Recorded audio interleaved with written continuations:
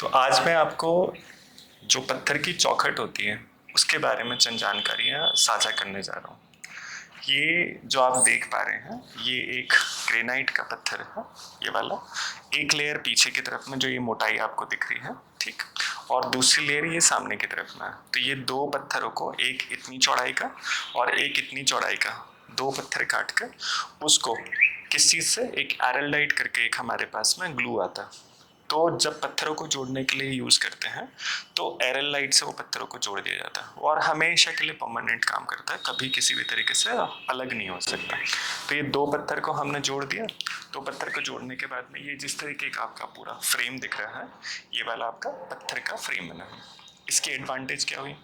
Granite जैसा पता होता है कि ग्रेनाइट के अंदर में एक kind of water proof kind of stone होता है। मतलब अगर इसको पानी में भिगो कर रख दिया तो हार्डली, मुश्किल से चंद कुछ ग्राम्स में इसके अंदर पानी जाएगा, अदरवाइज नहीं जाता है। तो ये एक तरीके का वाटर प्रूफ काइंड ऑफ पत्थर है, ठीक।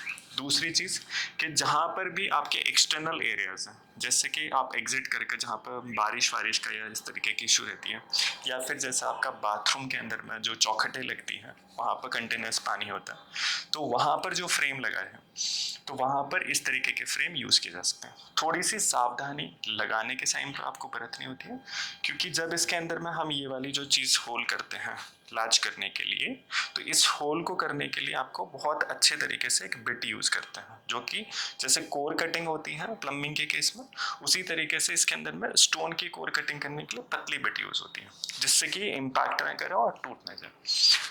तीसरी चीज़, जो चीज़ें होती हैं वो क्या होती है कि जब इसको बनाया जा रहा है तो इसकी जो किनारियाँ हैं उसको हल्का सा शैम्फर कर देना चाहिए ऐसे।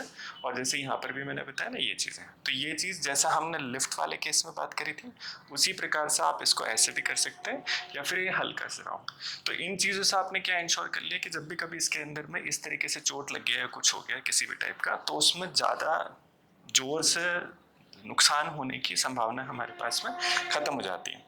और एडवांटेज के मामले में पत्थर की ड्यूरेबिलिटी सबको पता कि पत्थर की एक नेचुरल मटेरियल है और one of the finest material है, जो कि बहुत लंबे समय तक आपके घर में बने रह सकता।